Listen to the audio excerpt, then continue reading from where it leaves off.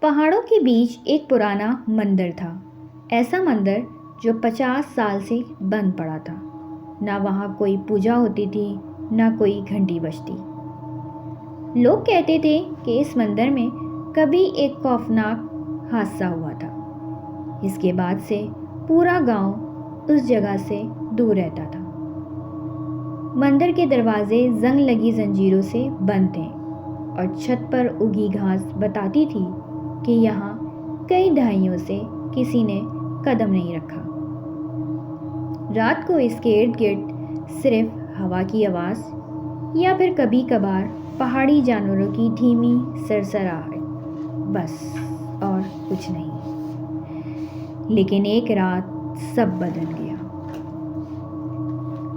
آدھی رات کے وقت گاؤں کے لوگ سو رہے تھے کہ اچانک پورے علاقے میں ایک گونجتی ہوئی آواز پھیلی، ٹن ٹن ٹن۔ یہ مندر کی گھنٹی کی آواز تھی، وہی گھنٹی جو 50 سال سے خاموش تھی۔ لوگ گھبرا کر گھروں سے نکلے، ایک دوسرے کو دیکھا اور سب ایک ہی طرف دوڑ پڑے، مندر کی طرف۔ جیسے جیسے وہ قریب پہنچے، گھنٹی کی آواز اور تیز ہوتی گئی، لیکن ایک عجیب بات تھی، آواز میں انسان کا لمس نہیں تھا۔ ایسا لگ رہا تھا جیسے ہوا یا کوئی غیر مرئی طاقت اسے زور سے چھول رہی ہو۔ جب لوگ مندر تک پہنچے تو سب نے ایک ساتھ دیکھا، دروازے اب بھی بند تھے، زنجیریں لگی ہوئی تھیں، مگر گھنٹی پورے زور سے بج رہی تھی۔ کسی نے ہمت کر کے مندر کے دروازے کے پاس سے جھانکا۔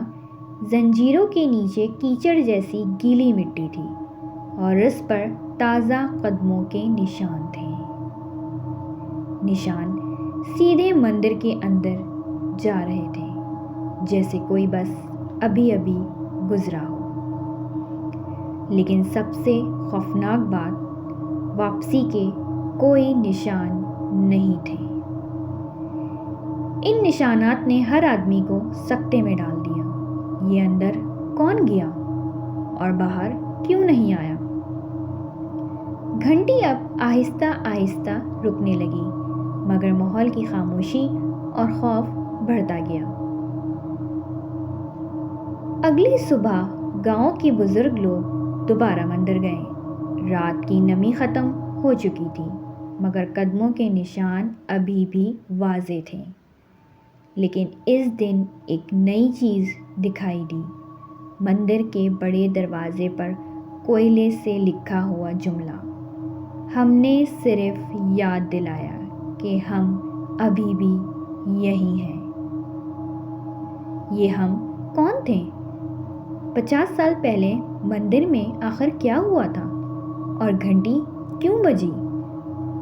کوئی نہیں جانتا تھا۔ لوگوں نے دوبارہ مندر کے پاس جانا چھوڑ دیا، مگر کبھی کبھی رات کے وقت پہاڑیوں میں وہی گونج سنائی دیتی، ٹن ٹن ٹن، جیسے کوئی اب بھی اپنی موجودگی کا احساس دلا رہا ہو۔